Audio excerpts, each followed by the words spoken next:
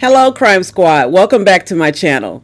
Today, we're going to talk about a story that will make you question the fairness of the justice system. It's the story of Brian Banks. Brian was a young man who was wrongfully accused and imprisoned for a crime he did not commit. Now, before we dive into the details, please don't forget to like, comment, and subscribe to stay updated with our latest videos. Now, Brian Banks was born July 24th, 1985 in Long Beach, California. From a young age, it was clear that Brian was special. He was an incredibly talented athlete, particularly in football. By the time he reached high school, Brian was a standout player at Long Beach Polytech High School, which is one of the most prestigious high school football programs in the country. He was known for his speed, his strength, his football IQ. This made him one of the top linebackers in the nation. By his junior year, he had already verbally committed to play for the University of South Carolina, USC, with dreams of one day playing in the NFL. But in 2002, when Brian was just 16 years old, his life took a devastating turn. A fellow student, Wanetta Gibson, accused him of kidnapping and assaulting her on school grounds. Now, despite there being no physical evidence, no DNA, no witnesses, nothing to support her claim, Brian was arrested. The accusation alone was enough to destroy his reputation and actually derail his future. As the case progressed, Brian was faced with an impossible decision. His lawyer advised him to take a plea deal, warning that if it went to trial, he would likely be convicted by an all-white jury and could face a sentence of 41 years in prison. With only 10 minutes to make a decision and without the opportunity to consult with his mother, Brian took the plea deal, thinking it was his only way out. But instead of avoiding prison time, he was sentenced to 6 years in prison, followed by 5 years of probation, and was required to register as an ex-offender. Imagine being 16 years old, knowing that you're innocent, but being forced to plead guilty to a crime you didn't commit. Brian spent 5 years in prison, his dreams of playing football seemingly over. His time behind bars was a nightmare, every day a reminder of the injustice he was suffering.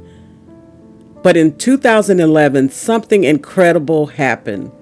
Wanetta Gibson, the woman who had falsely accused Brian, reached out to him on Facebook.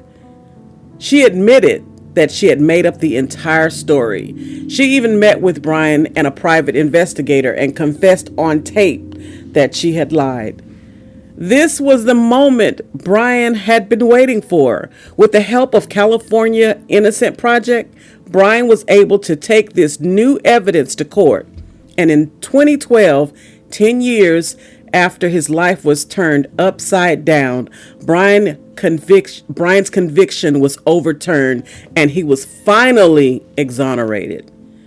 With his accuser, I am left wondering what will happen next. Wanetta Gibson, the woman who falsely accused Brian, was ordered to pay a $1.5 million settlement she received from the Long Beach Unified School District. However, she has since disappeared, and it also appears she has no money to repay.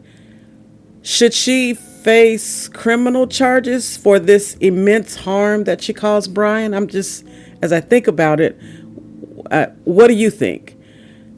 Should those who make false accusations be accountable to prevent this from happening to others? I'd like to know your thoughts about this. Please let me know in the comments below. This is horrific. Brian's story, though, is not unique. Unfortunately, wrongful convictions happen far too often in the American justice system. We did some research on this topic, and according to the National Registry of Exonerations, There have been over 3,500 exonerations in the United States, with the innocent people spending nearly 32,000 years in prison for crimes they did not commit. This is a staggering number, and it really highlights the need for serious reform in our justice system. But the good news is that since Brian's release, he has worked tirelessly to rebuild his life. He briefly played for the Las Vegas Locomotives in the UFL League, which is the United Football League, and later signed with the Atlanta Falcons in the NFL. And although his professional career as a football player was very short-lived, Brian's determination, Brian's resilience have truly been inspiring. Today, Brian is a public speaker, sharing his story and advocating for criminal justice reform.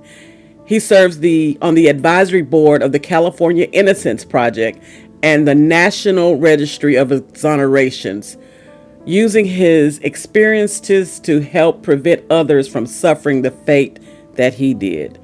You can check him out on social media platforms and on his website to learn more. But as we wrap up, I just want to leave you with this one question. What more can be done to prevent wrongful convictions and ensure that people who make false accusations are truly held accountable? Should there be stronger legal consequences for false accusations? And I guess, how can we improve our overall justice system to protect the innocent? I'd love to hear your thoughts. As always, Crime Squad, it is a joy and a privilege to bring you this Crime Squad coffee. That's it for today, but please drop down in the comments to connect with our Crime Squad community. And for anyone new here, please subscribe to the channel, give us a happy thumbs up, and we'll see you in the next video.